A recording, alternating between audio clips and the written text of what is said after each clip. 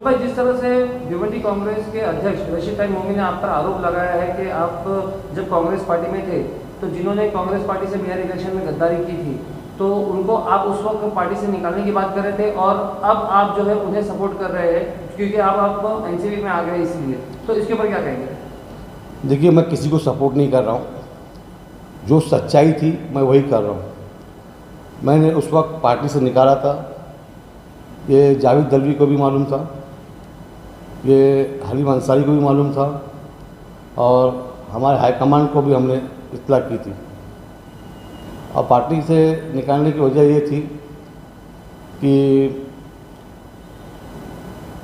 लोकसभा का इलेक्शन हुआ अप्रैल 2019 में।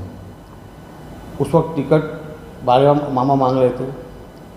35 लोग उस वक्त पार्टी के खिलाफ थे कि टिकट बारह मामा को दिया जाए और हाई कमांड ने फैसला किया था सुरेश साड़े को टिकट देने का। और ये लोग ने थाना में जाके मीटिंग भी लिया था प्रेस कॉन्फ्रेंस को लेके। उसके बाद भी हम लोगों ने सबको वार्निंग दी थी, सबने माफ़ी मांगी तो वापस से सब लोग बोले हम काम करेंगे। लेकिन उस वक्त उन 35 में से 18 लोग सुरेश साड़े के खिलाफ इलेक्शन में काम किया था, क्योंकि मैं जिला अध्यक्ष था, मैं हर वार्ड में घूम रहा था, सब देख रहा था कौन काम कर रहा है कौन काम नहीं कर रहा है। उधर भी हमने नज़रअंदाज किया। 2019 का में अक्टूबर के इलेक्शन में, एमएलए के इलेक्शन में अक्टूबर 2019 में, उस वक्त वापस यही 18 लोग, कुछ इसमें पश्चिम के भी थे कुछ पूरब के थे। पूरब में जो कैंडिडेट है संतोष शेट्टी साहब, उनकी कंप्लेंट मेरे पास आई। कुछ पश्चिम का मैं खुद कैंडिडेट था जो मैंने देखा जिन्होंने काम पार्टी का नहीं किया, पार्टी के विरोध में काम किया। तो ये 18 लोग, 35 में से ये 18 लोग दूसरी बार गलती कर चुके थे। तो जावेद दलवी साहब से मेरी बात हुई। जावेद दलवी साहब बोले इसको कुछ ना कुछ अपन इसमें कुछ ना कुछ करेंगे। तो 27 तारीख को हमारे जावेद दलवी साहब की बात हुई।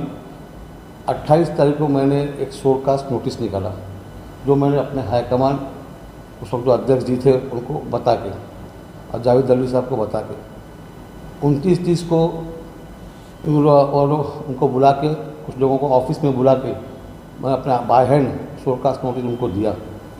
और देने के बाद उनको कुछ टाइम दिया जवाब देने के लिए उनकी क्या राय है। तो उसके बाद ये लोग कुछ दिन बाद ये लोग सब आए मेरे पास, रिक्वेस्ट करने लगे कि हमको पार्टी से मत निकालो, शोरकास्ट नोटिस जो दिया आपने गलत, जो भी है हमारे ऊपर गलत इल्ज़ाम है। शोकॉज नोटिस सिर्फ 18 को दिए थे, तो उसको 35 को नहीं दिए थे? नहीं, 35 को इसलिए नहीं दिया था तो 35 में से 17 लोगों ने सुरेश साड़े के इलेक्शन में और मेरे इलेक्शन में और संतोष शेट्टी के इलेक्शन में खिलाफ काम नहीं किए थे। ये लोगों ने खिलाफ काम किए 2 इलेक्शन के अंदर। तो उसके हिसाब से हम लोगों ने इनको शोरकास्ट नोटिस दिए थे। वो लोग वापस आकर से रिक्वेस्ट भी किया था, लेकिन उन्होंने ऐसी कोई शब्द नहीं, हमें ऐसा एविडेंस नहीं मिला कि इनको बख्श दिया जाए। 15 तारीख को जावेद दलवी साहब ने मुझसे कहा कि एक लेटर बना के रखे रहो। 15 अक्टूबर नहीं, 15 नवंबर 15 नवंबर तो एक लेटर बना के रखे रहो। तो मैंने 15 नवंबर को इनको निकालने का, रिमूवल करने का एक लेटर बना के रखा था। उसके बाद हमारी 25 तारीख को मेयर का इलेक्शन महानगर पालिका की तरफ से डिक्लेयर हुआ कि 5 दिसंबर को मेयर का इलेक्शन है। तो मैंने 25 को ही एक मीटिंग लगाया। उस मीटिंग के अंदर 5 लोग इच्छुक उम्मीदवार थे। एक तो ऋषिका प्रदीप राका, दूसरे वैशाली मनोज मात्रे, मिसबा इमरान खान, अंजुम अहमद सिद्दीकी, शाकिरा बानो इम्तियाज शेख, ये 5 लेडीज़ लोग ने मांगा था। उसके बाद दूसरी मीटिंग में ये हुआ कि किसको दिया जाए। जावेद दलवी का एक ही तरफा चल रहा था कि अपन ऋषिका राका को कैंडिडेट बनाएंगे और इमरान का कैंडिडेट बनने देंगे नहीं। ये उनका क्या मामला था, क्या थ्योरी थी, ये मुझे नहीं मालूम। तो हम लोग ठीक है चलने दीजिए। उसके बाद 27 को मीटिंग हुई। इसके अंदर ऋषिका राका को ये कहा गया कि भाई तुमको ऑफिशियल कैंडिडेट बनाया जाता है तो तुम बनो। पप्पू राका ने एकदम डायरेक्ट इनकार कर दिया कि मुझे कैंडिडेट मेरी बेटी को नहीं बनाना है और हमको इलेक्शन नहीं लड़ना है। ये स्पष्ट करके उन्होंने कहा है। 27 तारीख चली गई, वो मीटिंग 27 को आखिरी मीटिंग लगी थी। उसके बाद कोई मीटिंग ही नहीं लगी। उसके बाद 28, 29, 30 जावेद भाई बोले कि ये लोग बहुत ज़्यादा उड़ रहे हैं, इनको अपन शोकास नोटिस भी दिए। अब इमरान और अहमद और शाकिरा वालों की इतनी हिम्मत होगी, मेयर का भी कैंडिडेट बनने को तैयार हो गए, फिर ये लोग मेयर बनेंगे, अपने ऊपर इलेक्शन परेशान करेंगे। एक काम कर, इनको पार्टी से निकाल ही दे। तो मैंने इनको ये कंप्लीट हो जाता है, तो ऑफिशियली मैंने 28, 29, 30 में नवंबर में इनको मैंने जैसा जैसा जो मिला मैंने ऑफिशियली इनको पार्टी से निकाल दिया। पहली चीज़ तो ये है कि रशीद तारिक मोमिन जो कांग्रेस के अध्यक्ष, उनको मालूमात नहीं है, उनका कहना है कि पार्टी से मैं निकाल नहीं सकता। कॉन्स्टिट्यूशन जो हमारा कांग्रेस का बनता है, क्योंकि Indian national Congress national party है, तो हमारा एक कॉन्स्टिट्यूशन बनता है कांग्रेस पार्टी की तरफ से। उसमें आर्टिकल 19(4)(f) के तहत मुझे पावर है व्हीप देने का भी, इसका शोकास नोटिस देने का भी और रिमूव करने का भी। मैंने उस तहत मैंने उनको पार्टी से निकाला था। अब तो जब आपने उनको पार्टी से निकाला तब तक ऋषिका राका जो है ऑफिशियली कांग्रेस की कैंडिडेट नहीं थी मेयर की, क्योंकि यही आरोप लग रहा है कि मेयर के ऑफिशियल कैंडिडेट होने के बावजूद आपने वहाँ पे बयान दिया है कि कोई मेयर का कैंडिडेट तय नहीं हुआ था कांग्रेस पार्टी की तरफ से। ऋषिका राका ऑफिशियल कैंडिडेट जो आपने सवाल किया, हकीकत देखा जाए तो वो ऑफिशियल कैंडिडेट ऋषिका राका नहीं थी, क्योंकि पप्पू राका ने डायरेक्ट उछल के मंदिर में कसम खा के बोलना कि वो तैयार हुआ जाएगा, उसने इनकार कर दिया था कि हम नहीं लड़ेंगे। एक जगह रशीद तारिक ने कहा 30 तारीख को हमारी मीटिंग हुई और उस दिन ठहराव किया गया था ऋषिका राका का, और वो रजिस्टर का नाम है कांग्रेस ऑफिस में रहेगी। तो मैं ये कहना चाहूँगा कि 30 तारीख को ऐसी कोई मीटिंग नहीं हुई है और ना कोई ऋषिका राका का कोई ठहराव हुआ है। क्योंकि अध्यक्ष मैं हूँ, रजिस्टर मेंटेन मैं करता हूँ, रजिस्टर के अंदर कोई वो मैं मेंटेन करता हूँ, और ना कोई ठहराव पास हुआ है। 30 तारीख को रात में हम शिवसेना के ऑफिस में मानवी और जगताप आए हुए थे, उनके साथ शिवसेना के साथ बैठे। हमने ये कहा कि हमारे पास कोई कैंडिडेट नहीं है, मांगता है तो आप जाके सेना के मैं नाम देता हूँ, उनको बोलो चल के मंदिर में भगवान की कसम खा के सच बोलो। वाटिका होटल में बैठक में हमने कहा कि हमारे पास कोई कांग्रेस का कैंडिडेट नहीं है, अगर आप लोग लड़ाना चाहते हो तो मेयर का इलेक्शन आप लोग लड़ा सकते हो। लेकिन सेना वालों ने भी कह दिया कि हम नहीं लड़ाएंगे। तो उसके बाद जावेद दलवी हम लोग जब वापस कांग्रेस ऑफिस पे आए रात में 9:30 10 बजे, तो हमारे नगर सेवक ने बोला क्या करना चाहिए। तो हमने कह दिया कि भाई अब ना अपने पास कैंडिडेट है ना उनके पास कैंडिडेट है, अभी कुछ नहीं कर सकते। तो यहाँ तक कि जावेद दलवी ने वहाँ पे ये कह दिया और बहुत हंस हंस के कहा हमारे नगर सेवक लोग सब, अब जो है कि भाई गेम खत्म होगा, जिसको जहाँ जाना है वो जा सकता है, ये अल्फाज उनका था। उसके बाद बहुत से लोग विलास के पास भाग के गए। विलास को हो सकता है और लोगों की ज़रूरत ना पड़ी हो, मुझे बहुत तकलीफ है कि मेरे सामने भाग के सब लोग गए। मुझे एक फीलिंग हुई कि मैं एक जिला कम से कम मुझसे पूछ के बात करना चाहिए था, मैं जाकर उनसे बात करता कि भाई हमारे सब नगर सेवक को एक साथ लिया जाए। लेकिन वहाँ पे गेम उल्टा हुआ, उन्होंने 18 के साथ किसी को लिया नहीं। तो यहाँ पे फिर एक मीटिंग लगाई गई कि कम से कम एक काम करते हैं हम लोग। जावेद दलवी का कहना ऐसा था कि देखिए इसमें कुछ नगर सेवकों को ये पूरा खुलेआम है, गेम चलता है, कुछ मिलता भी है। तो फिर और लोगों ने उसको वही बताओ, कुछ गेम चलता है, कुछ ना कुछ मिलता है। तो जब ये 28 लोगों को नहीं मिला, एक नाराज़गी ऐसी जाहिर हुई, तो ऋषिका राका को एक बोगस कैंडिडेट बना के ये हुआ कि कम से कम अपन जीतेंगे नहीं, या तो वहाँ से विलास से कुछ मिलेगा या तो फिर अब डिस्क्वालीफाई में हम उनको वो करेंगे। इस बातें की बातें चल रही थी, तो मैंने वहाँ मना किया, देखो ऐसा नहीं है, जब पार्टी से निकाल दिया गया है, निकालने के बाद उनके ऊपर लागू नहीं होता है, और व्हीप भी जो लागू है मैं ही कर सकता हूँ, क्योंकि आप जावेद दलवी साहब का जो मेयर का इलेक्शन था, उस मेयर के इलेक्शन के अंदर भी व्हीप मैंने ही दिया है, आप उठा के देख लीजिए। और गठनेता का पावर कब रहता है, क्योंकि यहाँ पे म्यूनसिपल कॉर्पोरेशन का जो कॉन्स्टिट्यूशन कांग्रेस का था, उसका पेपर ही लोग ने जमा नहीं किया है। तो व्हीप का पावर गठनेता को नहीं है, ठीक है, गठनेता को अध्यक्ष ने बोल दिया कि भाई अपना लेटर इशू करके दे दो, अलग चीज़ है, लेकिन मैंने ऐसा कुछ कहा नहीं था।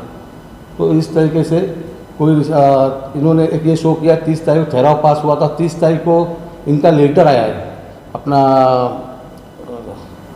राजेश शर्मा जी का। पहली बात है, राजेश शर्मा का लेटर मुझे कोई लेटर नहीं आया, और इन्होंने 5 तारीख तक तो कोई लेटर नहीं आया था। अब बाद में इन्होंने क्या किया क्या नहीं किया मुझे नहीं मालूम। तो शोएब भाई, ये जो बातें हैं ये उस वक्त क्यों नहीं सामने आई कि कुछ लोग यहाँ भाग के गए थे, कुछ लोग वहाँ? अब जब दूसरा इलेक्शन नजदीक आ रहा है, जब दूसरा चुनाव नजदीक आ रहा है, तो ये बातें सारी क्यों उठ के आ रही है? नहीं देखिए, उस वक्त मैं कांग्रेस पार्टी में था।